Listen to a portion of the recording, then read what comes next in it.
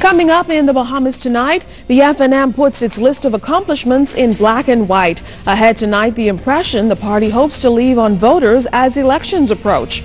The Deputy Prime Minister responds to the citizenship controversy. We'll tell you what he told parliamentarians about the volume of grants under scrutiny in an election year. And last week, he told his story to ZNS News. Today, he told it to a judge. The charges this man is facing after an alleged domestic incident. All those stories and more straight ahead in the Bahamas tonight.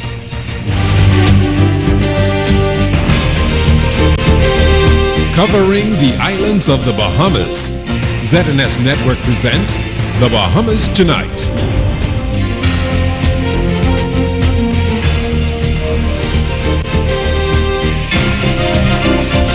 This portion of the news is brought to you by McDonald's. McDonald's, I'm loving it. Good evening and welcome to the Bahamas Tonight, the National Report. I'm Keishla Adderley. Thanks for joining us. Topping the news this evening, days after sensitive information from the Department of Immigration detailing the number and timing of citizenship grants was leaked to the media, Deputy Prime Minister the Honorable Brent Simonet, who also serves as Minister for that government department, officially tabled those numbers in the House of Assembly today, also defending work permit grants being scrutinized by critics as election favors. Our Janaea Noel Ferguson has the story. Citizenship grants has often been used as a political football. In this election cycle, some allege that those granted citizenship are being sworn in by the government in an effort to persuade these, quote, new Bahamians to vote for them. Deputy Prime Minister Brent Simonet revealed immigration statistics from May 2007 to December 2011 during Monday's session of the House. Citizenship, 2,590. Permanent residence, 1,710. Spousal permits, 2,020.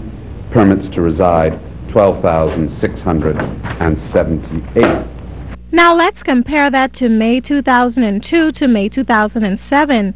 There were 2,803 citizenships, 1,582 permanent residents, 2,286 spousal permits, and 22,839 permits to reside. The department has many applications made, in some cases many years ago. And in some cases, the applicants are unable to be located, addresses are incorrect, and or letters from the department are not acknowledged or responded to. Persons with long pending applications are asked to contact the department so their applications can continue to be processed. Simonet said the nationalities of persons granted citizenship include Americans, Haitians, Swiss, Irish, and Greek, just to name a few. He provided details of work permits by category, totaling 7,091 for 2011, the highest numbers being handymen, 2,122, and housemaids, 1,671 in 2011. The question posed, why issue so many permits when unemployment is at an all-time high? More than half of the approved work permits are to non-skilled jobs, such as handymen and housekeepers. Regard being had to the high level of unemployment in the Bahamas, the Department of Immigration has heightened its level of scrutiny of work permit applications. As a consequence, 2,299 fewer permits were issued in 2011 than were issued in 2010. Janaea Noel Ferguson, ZNS News. Also from Parliament, Prime Minister Hubert Ingram answered several questions related to the aviation industry after queries over pilot safety and working conditions on non-Bahamian air services were reported last year. Prime Minister Ingram says a meeting was held with the minister responsible and that the government is satisfied with the level of safety and will work to maintain it. The government is satisfied that the safety system checks and balances are adequately maintained by the Civil Aviation Department. The safety record of the Bahamas aviation sector is a testament to this, but this record requires the continued support and cooperation of the flying public, pilots, mechanics, airline operators and regulators to ensure its continuing and continuous integrity. Safety is everybody's business, and the government of the Bahamas will continue to support and provide the necessary tools and infrastructure to ensure that the aviation industry maintains a satisfactory level of safety at all times. Now, Mr. Ingram added that inspections are carried out regularly, and once problems are detected, they're immediately addressed. However, given the expansion of flight services, the government plans to modernize and upgrade the industry.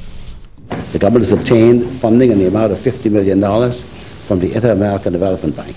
In addition to recruiting 3 additional operators, in addition to recruiting 3 additional inspectors under the IDB loan, the government is set to undertake one of the more comprehensive and ambitious initiatives in our history to enhance aviation in the Bahamas. This will improve air transportation systems, increasing flights and airlift across our island chain while modernizing airports. Questions related to social services and the Simpson Penn Center for Boys were also answered by State Minister of Labor and Social Development Loretta Butler Turner in the House this morning.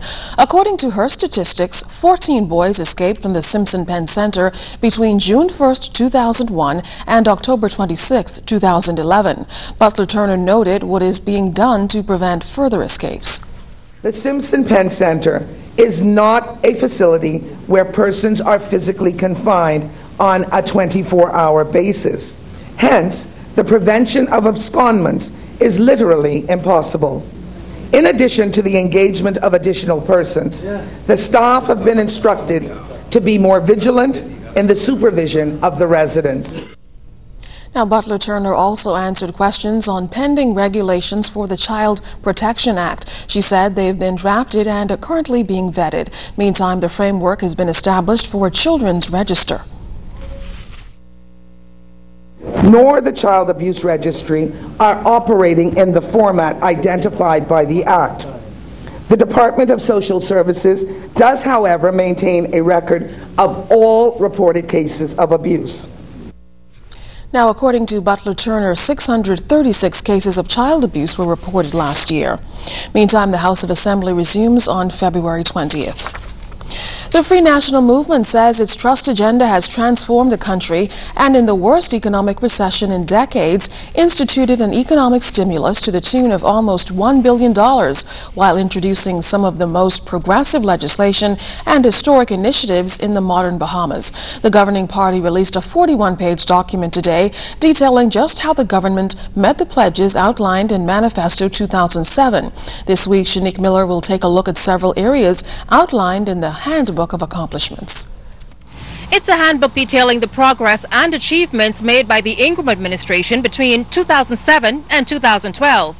If it sounds a bit boastful, the F&M feels it's earned the right.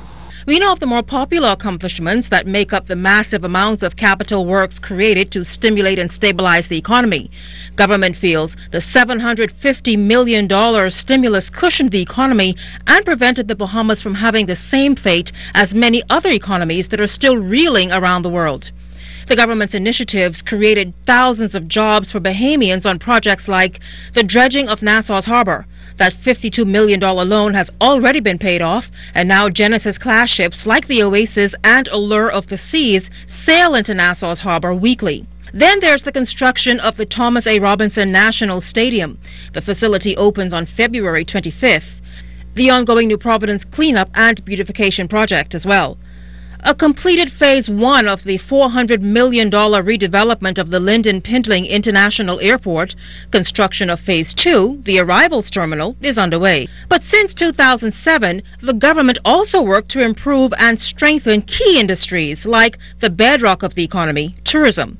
First, the Ingram administration assisted in the negotiation of the sale of Emerald Bay Resort in Exuma to Sandals. The F&M says it caused the process to speed up, thereby saving hundreds of jobs and creating additional spin-off opportunities, all the while helping to stabilize Exuma's economy. The government also facilitated in the redevelopment of the Bahamas mega resort and potential investors for the redevelopment of the Cable Beach area.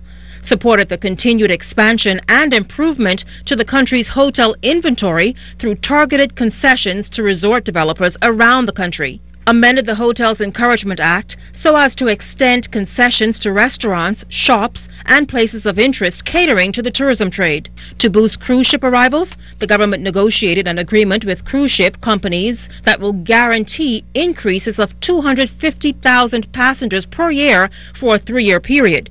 The F&M says this initiative is already proving beneficial, as in 2011, Nassau exceeded 3 million cruise passengers for the first time. The Cruise Ship Overnighting Amendment Act attracted the FIFA conference as well as the Miss Universe pageant, making the Bahamas the smallest country in the world to host both international events. Further diversified the tourism industry by selecting a Bahamian-owned company to manage Bahamas.com for the first time. Revamped Bahama Host to bring more focus to customer service. Introduced the Tourism Apprenticeship Program in collaboration with the private sector. Designed, built, and opened a new Nassau straw market, brought a new straw market authority to bring management and regulations to the market, and opened up the Western Esplanade and downtown areas to more Bahamian artisans and vendors than ever before, so that visitors have greater option for authentic Bahamian souvenir items. The F&M says these public investments and its prudent management have put the Bahamas in a favorable position to take advantage of the economic recovery as it occurs. Shanique Miller, ZNS News.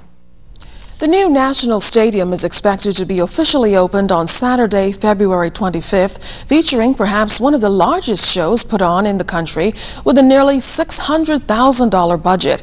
The high price tag has drawn some criticism, which the Culture Minister Charles Maynard responded to. He spoke with our Clint Watson. The reality is that this is an investment and it's going to be money well spent in pursuit of making sure that the stadium pays off on behalf of the Bahamian people. Youth, Sports and Culture Minister Charles Maynard says the grand opening of the National Stadium is more than just an opening, but it will test the capabilities of the stadium, something that's important in order to attract major international events to the facility. In pursuit of the Sports Tourism Initiative, to make sure that we could prove to our international partners like the IAAF and FIFA that we're able to have a significant event. And so it's really an investment rather than just a open expenditure. Now, the nearly $600,000 price tag for the opening of the National Stadium includes equipment and services that will become permanent. The stadium, in accordance to the agreement with the Chinese, came as basically an empty shell. And so many things we had to purchase to make it usable, and that's included in the budget as well. And so it's not all one-off costs. Some of it will serve us going into the future. Minister Maynard, in comparing the cost of the opening with other openings at international events, argued that it's not considered high or exorbitant. If you look at the records, the opening ceremonies for the Bahamas Games was $200,000 plus, and that was 10 years ago. And so, you know, it costs. It's a significant cost related to those kind of events. And if you look at big international events, like for example, the opening of the Olympic Games in Beijing costs millions and millions of dollars. And so, you know, this is a silly season, so I expect people to come up with things that they figure would cause some emotion in the population. Former Sports Minister Neville Wisdom went on record criticizing the government for spending this money to, in his words, throw a party when Bahamians are hurting and need help. But Minister Maynard says Bahamians are the ones benefiting from the event. Most of the money spent on the opening of the stadium stays in the local economy. We're using local vendors. We have a cast of over 1,000 people, for example. And so it's money injected into the economy. Now, the opening ceremony is expected to be a spectacular event showcasing the best in Bahamian talent. It takes place on Saturday, February 25th. You want to make sure you have the best seat in the house. At the National Stadium, Clint Watson, ZNS News. There's no election day to mark on your calendar just yet, but there's no shortage of opinions about the upcoming poll. We came across a mixed group of people on the streets today, some registered, others not, some voting along party lines, others voting on the issues. And of course, there are the swing voters. I'm looking forward for the next government to empower the people, like all the self-reliance people, the people, same roadside people, they're the people who spend the money and keep this economy up. For the next government, I would like the government to put more emphasis on the youths, because if you have good youths, you will have a good nation. From I was voting on, I voted 3 times, and every time it's just every 5 years I see all of the politicians. Apart from that, you don't see them until election time. Party line, well, firstly, I think we have to address, that is my government what is coming in, the PLP, of course. We have to address the crime issues and the unemployment. Well, you know, the crime rate too high right now, number one. And you know, job, right now I scrapping, and I trying to go on a job right now. You know what I mean? They ain't doing nothing for nobody, so they got to watch out. Suppose nobody don't vote. I have not registered because I was an undecided voter. Being a young person, I've seen a lot of things going around. I know that I'm supposed to be registered, but I haven't registered as yet, which is sad because today I'm going to make it my point to register because I've seen that I need to make a change in the Bahamas. Well, still to come in the Bahamas tonight, sandals workers resort to a demonstration. We'll tell you what point they're trying to get across after a tug of war with management. That story is after the break.